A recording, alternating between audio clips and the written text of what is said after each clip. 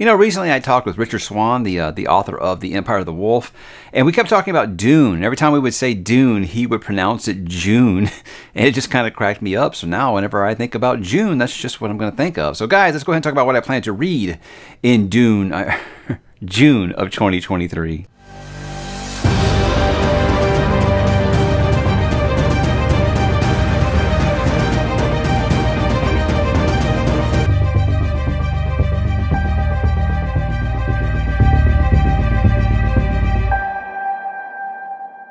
Hey, what's up, bookworms? Mike back with another TBR video, this time for June of 2023. Now I'm just going to be self-conscious every time I say the word June going forward. Or if, hey, maybe I've been pronouncing Dune wrong all these years. Who knows? Who knows, guys? But that is where we are. Hitting the halfway point of the year here on the TBR, and things are very, very exciting. Had a very interesting May. Very, very heavy books in there. But a Lonesome Dove was one of my bucket list books, so I'm glad I finally did cross that one off. And what do you know? It was fabulous. So this month is going to have a hard time keeping up with the month of May. But let's go ahead and talk about it, guys. I'll say up front that these are going to be the order that I plan to read them in. So if you plan to read along with me, these aren't official read-alongs or anything like that channel. But if you do plan to read along and want to jump on the Discord and talk to me, this is the order in the month that I will be doing them in. Also, I'll say light spoiler warning. Now, all I'm going to be doing is reading the back covers of the books. But if they are sequels, somehow they might mention something that you may not have known about yet. So proceed at your own caution. I don't think it's going to ruin anything out of context for anybody, but like I say, I don't want to ruin anybody's life here, so I want to make sure that I let them know that that is what's going to be happening. So beginning the month of June, guys, I'm going to be headed back to deep space, and we're going to be talking about The Expanse again, because I am going to be picking back up with a read-along that is going on my Discord. I did read book 3 back in, I think, like February or March, and I said I'll wait until they catch up. Well, the books that month is going to be, well, first it's going to be book 4, which is Cibola Burn. I think it's pronounced Cibola. It might be Chibola. I don't know. I think it's Cibola Burn. It's like I watched a TV show and they never actually say the word, the C word there. It's a different C word. It's not the bad C, not the naughty C word, but this C word right here. I never knew if that was the right way to say it, but I am also going to be reading the short story that goes along with it. That's upside down. No, it's not upside down.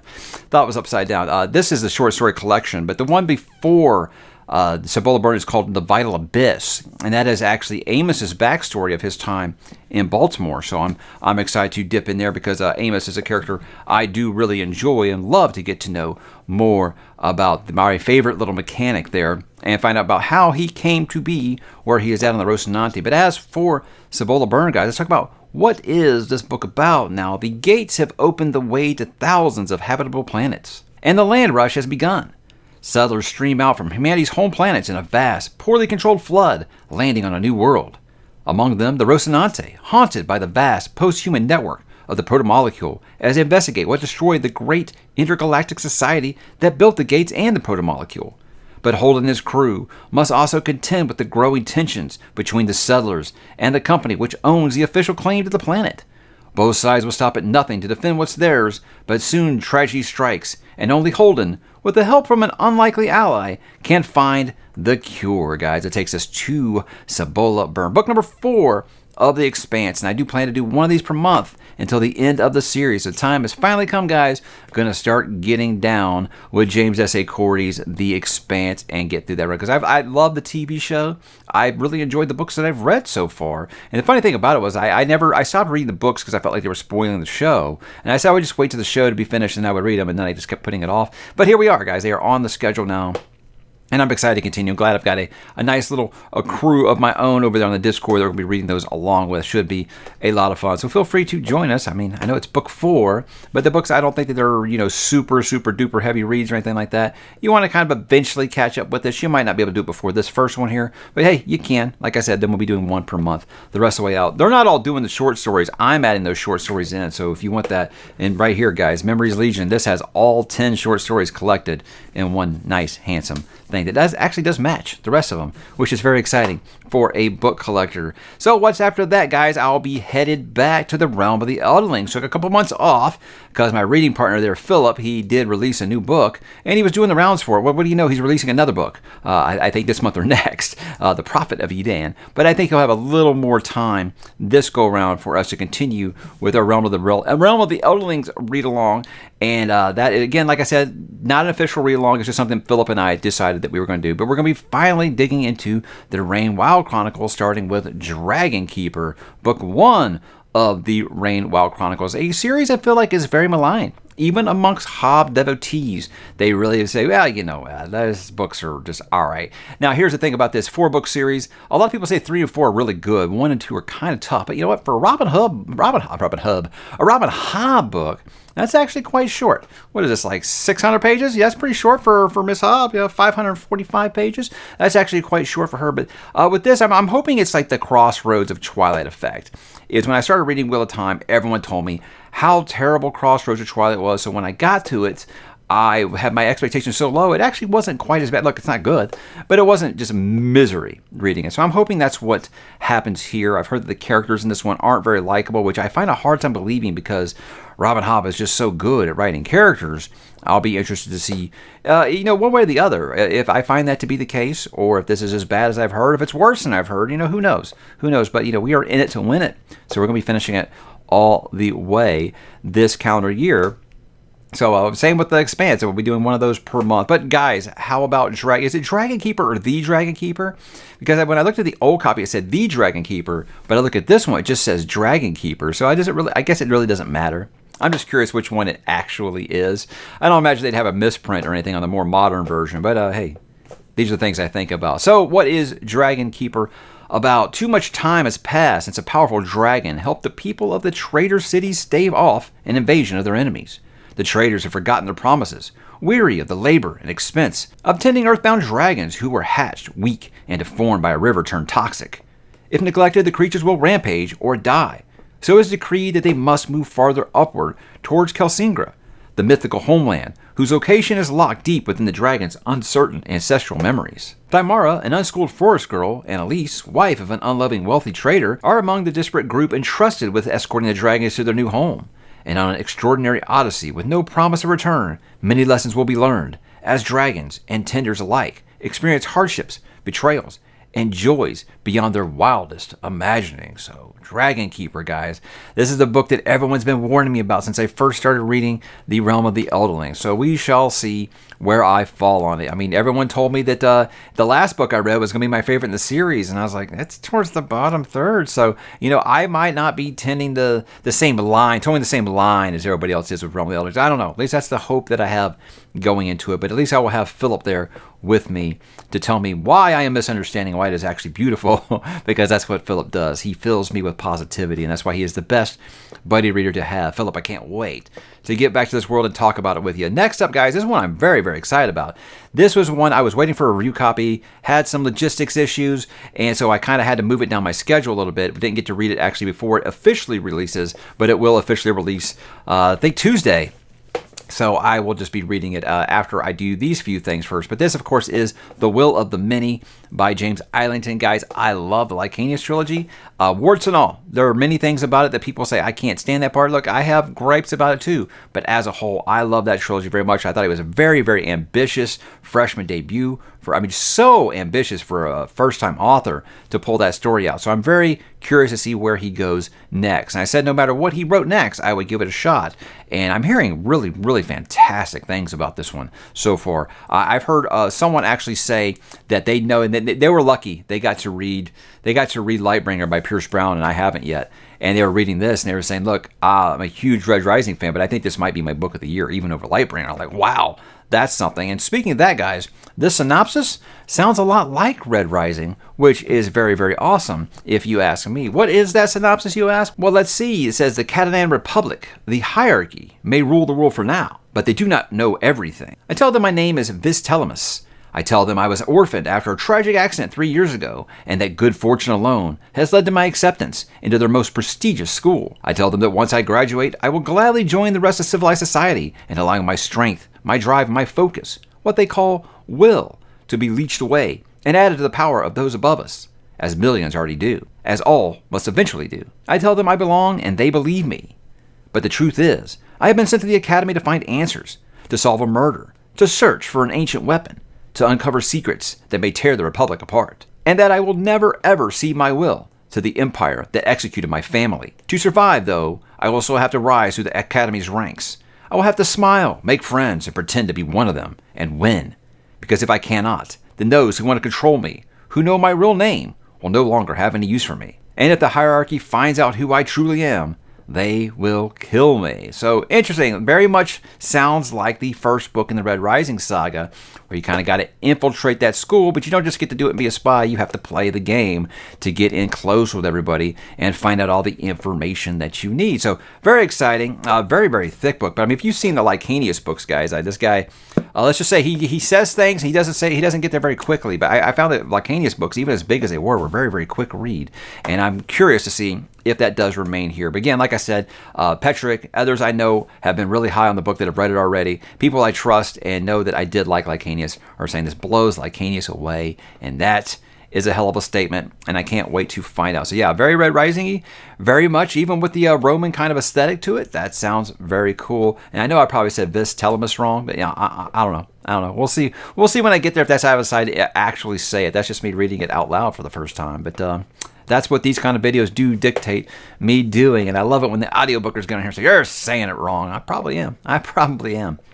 Next up, guys, I think I got a novella on here, and I think this will be a really, really nice palate cleanser after something as thick as that and a Robin Hobb book right off the bat. So I'm going to be returning to the world of the Bound and the Broken and reading The Exile. I don't have a physical copy, so I have this one on digital, but The Exile by Ryan Cahill. I am actually starting Of Darkness and Light today. That's what's actually kind of amazing about this, is I'm going to be starting Of Darkness and Light, and I plan to do The Exile next month before I take a quick break before that behemoth known as Of War and Ruin. That's a 1,500-page book, you guys. Massive. But for this one, just a quick read. But unlike The Fall, well, The Fall is one that you could pick up, you could read anytime. It's really kind of, I wouldn't call it a standalone, but you don't have to know anything about the universe to read The Fall. This one you do. It is chronological. It is basically 2.5 in the series, so you do need to have read Of Blood and Fire and Of Darkness and Light. But I don't have a real synopsis for it because it didn't really have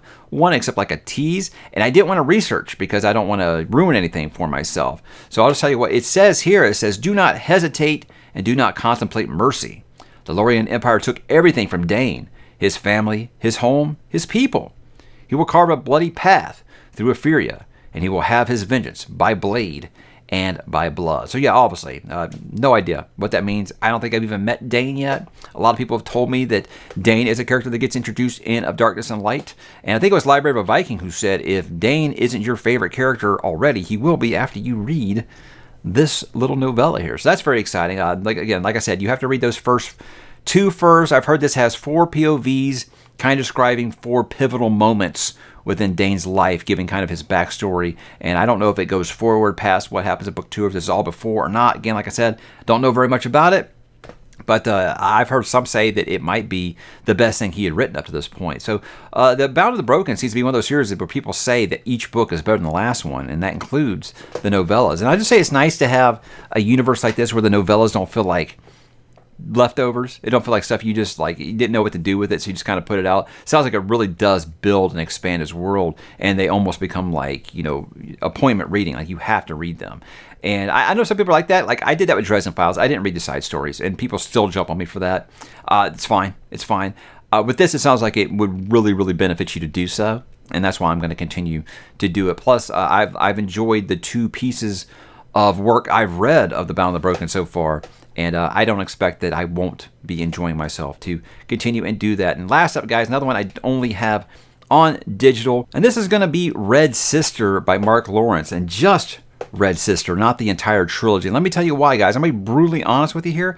I haven't yet decided if Mark Lawrence is an author for me. Because a lot of my contemporaries that loved The Broken Empire, I wasn't wild about it. I liked the first book okay.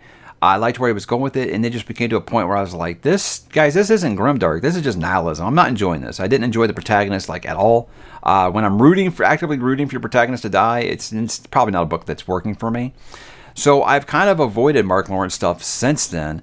And I wasn't going to do Red Queen's War, but a lot of people told me they think that Book of the Ancestor would be more what I was looking for with Mark Lawrence. And what I said is, like, too many people I trust, too many contemporaries, they tell me that this is going to be an author that I should love. So maybe just Broken Empire just wasn't for me. Maybe something else will work. We'll find out. And I decided it was going to be Book of the Ancestor. But I'm just, like I said, right now I'm just committing to Red Sister. And if I like it, then I'll continue. But I'm not going to say, hey, I'm going to do the whole trilogy, and then someone else is going to go out and buy the trilogy, planning to read along with me, and I only read one, then I stop, and they're going to be mad at me. I try not to do that to people. So right now, I'm only planning to do Red Sister, and if I like it, I'll continue in June. You know, that's just kind of how I'll start continue in July. This is for June. We'll see. We'll see what happens. But Red Sister, guys, since I am the last one to read it, you probably already know, but in case you don't, what is Red Sister about? At the comment of Sweet Mercy, young girls are raised to be killers, and some few children the old blood show, gifting rare talents that can be honed to deadly and mystic effect. But even the mistress of sword and shadow doesn't truly understand what they have purchased when Nona Gray is brought to their halls. A bloodstained child of 9 falsely accused of murder, Nona is stolen from the shadow of the noose. It takes 10 years to educate a Red Sister in the ways of the blade and fist, but under Abbess Glass's care, there is much time to learn the arts of death. Among her class, Nona finds a new family and new enemies. Despite the security and isolation of the convent, Nona's secret and violent past finds her out, drawing with it the tangled politics of a crumbling empire. Her arrival sparks old feuds to life, igniting various struggles within the church, and even drawing the eye of the emperor himself. Red Sister, guys. And I'm noticing a theme here this month. I've got 2 books that are dealing with magic schools. I mean, I don't know if this is a magic school or assassin school, but you know what I mean. That kind of thing. I think it's just something in fantasy, modern fantasy, that authors just love. They can't get enough of. I think that they came up reading Harry Potter and they just can't get enough of magic schools, I think. I don't know. That's just my assumption there. Don't know if that's anything like it, but I've heard great things about the Book of the Ancestor. Not all good things. I've heard some negatives, but it's been most, I'd say 9 to 1 positive for sure. But I don't know where I'm going to fall on it. Like I said, Mark Lawrence seems to be an author that's going to be very, very, it's up in the air for me still. It seems like on paper, all the math checks out. I should really like Mark Lawrence, but I haven't been in the 3 books that I've read so far. It hasn't really worked for me. But that's what I've got planned, guys. I do have a couple of, I say, if time / under consideration. Kind of depends on a little bit of variables. Obviously, Gray Sister and Holy Sister. The other 2/3 of the Book of the Ancestor would be on that list. And again, that just depends on how much I really do enjoy Red Sister, if I want to continue, or if I'm like, no, it's not for me. And just I'll say, you know what, sometimes some authors just don't click for you, and I think that might be Mark Lawrence for me. I don't know. It can go either way. Who knows? I might end up liking this, and then I just eat up everything else the guy does right. We will see. It'll be a fun experiment. Obviously, Lightbringer by Pierce Brown. Look, I'm talking to Pierce Brown in a couple days. He did actually message me asking for my address to send me a review copy. So when I get that review copy, yeah, that's skipping lines. I might wreck this entire month of June, but I will be starting that because, like I said, I've been waiting 4 years for that book, and I'm not waiting until release day to read it if I do get that review copy. If I want something short, I've really been pushed. I talked recently that on a book haul that I got The Giver by Lois Lowry, a book that I'd never read. They never offered it to us to read in junior high. Everyone's like, how did you not read that in junior high? I remember getting The Outsiders in junior high and not reading it. But with the Giver, I don't know anything about it until recently. And then I seem like I see it everywhere. Even my wife, her jaw hit the floor when I told her I hadn't read that. So she actually has a copy I'm going to read out of hers, which is like it's like a steamed ground, guys. She has a first edition of Lonesome Dove, and she wouldn't let me have it. Can you believe that? You believe that? She wouldn't even let me look at it. She's mean. She's so mean. She's so mean. But The Giver, that would be the one, because a lot of people told me it's like The Outsiders. You can read it in a day. And I guess The Son of Neptune, Rick Riordan, that's if we ever do finish Lost Hero. Look, we were chugging along through Lost Hero. That's the first book of Heroes of Olympus. And then the new Zelda came out. And that just kind of took all of our free time. And I tell him all the time, hey, do you want to read or do you want to keep playing another half hour? And he's choosing playing another half hour every single time. And me, being a Zelda maniac that bestowed this wisdom upon him, he is obviously going to choose Zelda every time, and I can't be mad at him for it. Cannot be mad at him for it. Just that kind of parent, guys. But that is the month of June, everything that I plan to read. How about you guys? What do you have on the docket in June? I would love to hear about it. Why don't you drop in the comments, tell me what you plan to read, and I will talk to you there.